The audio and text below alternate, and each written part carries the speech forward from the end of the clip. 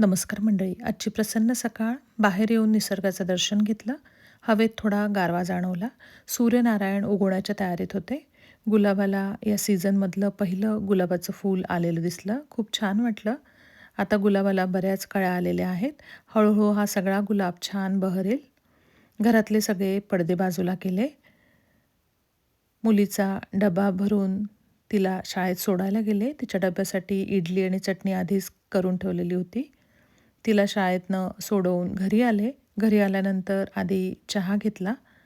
सकाळची सगळी कामं आवरली. इकडे रोजच्या रोज कामवाली बाई येणार नसल्यामुळे आपल्याला माहिती असतं की सगळं आपल्यालाच आवरायचं आहे. त्यामुळे आनंदाने सगळ्या घराची वेळच्या वेळी स्वच्छता केली म्हणजे घर पण नीटनेटकं आणि स्वच्छ राहतं आणि आपल्याला पण छान प्रसन्न वाटतं. इकडे जास्त धूळ नसल्यामुळे सगळं घर बऱ्यापैकी स्वच्छ राहतं आणि मुख्य म्हणजे भांडी घासायला डिशवॉशर असल्यामुळे पण भरपूर उपयोग होतो. जे काही करायचं आहे ते आनंदाने करायचं एवढं मनाशी ठरवलं की पटपट सगळी कामं होतात. सगळं छान आवरून झाल्यानंतर शांततेत बसून आधी देवाची मनोभावे पूजा केली. नित्यसेवेचं सगळं वाचन केलं. चैत्र गौरी बसल्यानंतर जेव्हा तीज येते तेव्हा गौरीला तेल पाण्याने न्हाऊमाकू घालायचं असतं. झोपाळ्यातनं तिला तामणात ठेवून मनोभावे तिची पूजा केली. त्यानंतर पाण्यामध्ये थोडी अक्षदा वाहून त्यावर तिला बसवलं. हळदी-कुंकू, फूल वाहिलं आणि अत्तर तिला लावलं. नंतर मंगळसूत्र, चिंचपेटी तिला घातली. धूप, दीप ओवाळून तिचं जे आसन होतं, त्या आसनावर म्हणजे चौरंगावर तिला बसवलं. गुलाबाचं फूल तिला वाहिलं.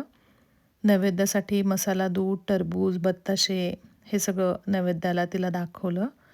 देवालासुद्धा नैवेद्य दाखवला आणि देवाची आणि चैत्रगौरीची आरती केली. देवपूजा झाल्यानंतर स्वयंपाकाला लागले कारण मिस्टरांना न्यूजर्सीला दुपारून निघायचं होतं.